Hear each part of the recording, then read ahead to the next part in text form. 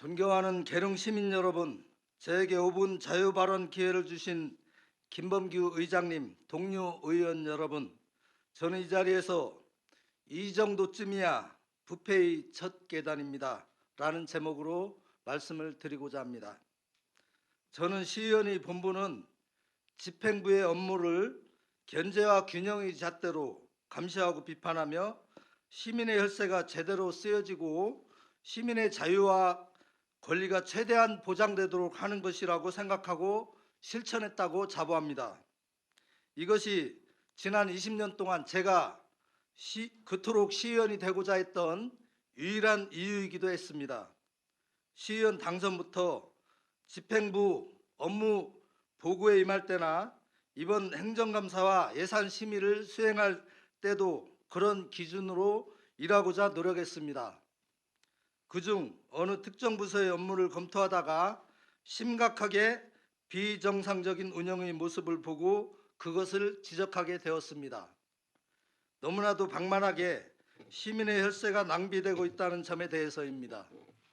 저는 그것이 어제 오늘의 문제가 아니고 오랫동안 존재해온 부패의 카르텔에 속하는지 알면서도 감히 손대지 않았던 영역이 아니었나 하는 생각이 들었습니다.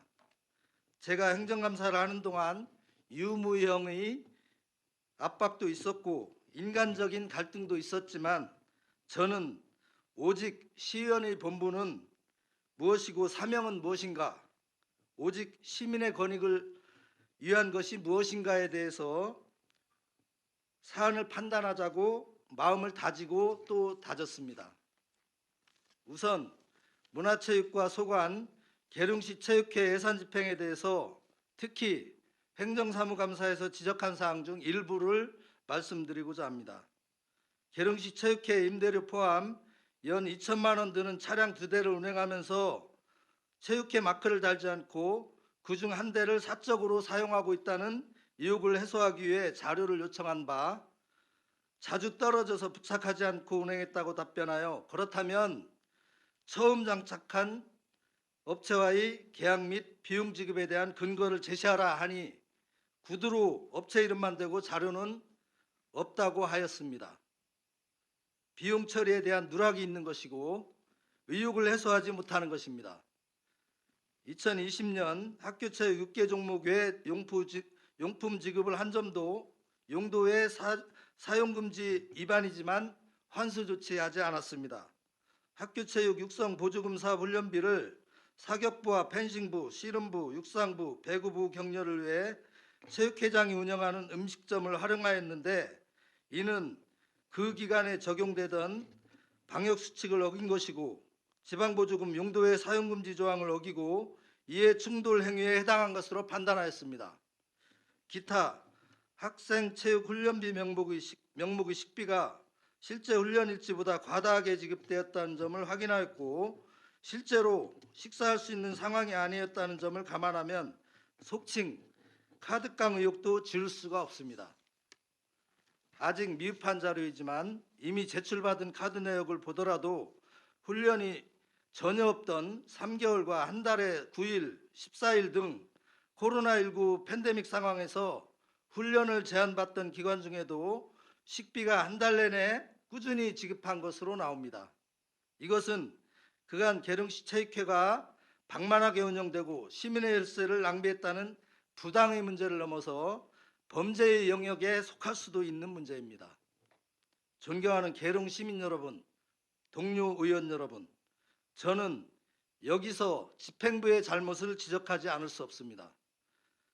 이민행정을 전면에 내세우고 출범한 민선 8기 이웅우 시장님은 관련 부서가 산하단체의 방만한 운영 실태에 대한 관리감독의 직무를 정상적이고 적법하게 수행했는지 엄정하게 검증해야 할 것입니다.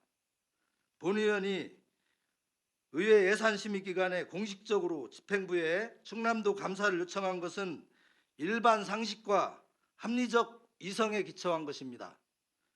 기획감사실장이 의회에서 답변한 바와 같이 즉시 감사 요청을 해야 하며 그간 본 의원이 행감과 추가 질문을 통해 지적한 내용과 언론에서 지적한 내용을 모두 포함한 자료를 충남도 감사위원회에 제출해야 할 것입니다.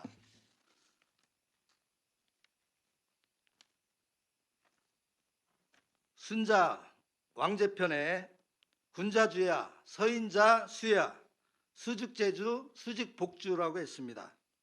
군주는 배요, 백성은 물과 같다.